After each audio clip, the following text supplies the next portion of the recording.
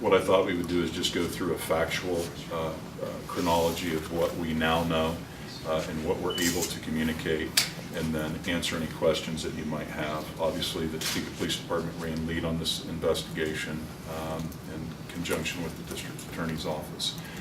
Basically, what we know is that the 911 call came out from 712 Jewel at 9:14 p.m. on Friday night. The first officers responded to the scene at 9:20 p.m. When the 911 call came out, we were informed that there were 9 people inside of the house, 4 of which were adults, 5 of which were children. As the events proceeded and the rounds or the shots were being fired, there were 6 individuals who fled from the residence, which is consistent with the reports that you folks have put out in your interviews with the neighbors. There was a little bit of confusion about individuals being at the emergency room who were involved in this case, and that is accurate. They were there. The individuals who left from this address from the residence fled to the emergency room at Stormontville, seeking a place of refuge at that point in time. So those reports are consistent. What we were able to ascertain is that Antoine Mohammed arrived at the home at 712 Jewel, at which point in time, entering the home, getting into a confrontation with Howard Gibbons Jr.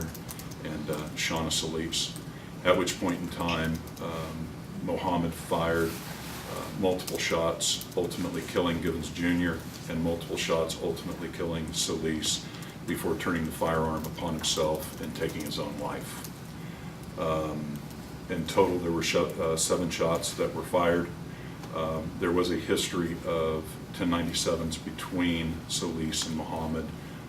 Primarily those originated out of Johnson County, and we were informed during the course of the investigation that the couple had been separated since last August and had an estranged relationship for quite some time. Obviously, this is a very, very tragic incident. There were obviously young children who lost both of their parents in a single act of violence, and so our thoughts and prayers go out for those children and for their family members. I can't imagine how difficult this must be on them. So I ask that the community keep them in their thoughts and prayers, and try to support them as you can, but respect what they're going through and the tragedy that they're living through right now. So that's basically the factual narrative of how things occurred, and then ultimately how the investigation has come in and concluded. Chief Miller, do you have anything you want to add to that? No. You translated 1097's domestic violence. Yes, sorry. Any questions? It's been 4 months since the murders of the 2 Topeka police officers.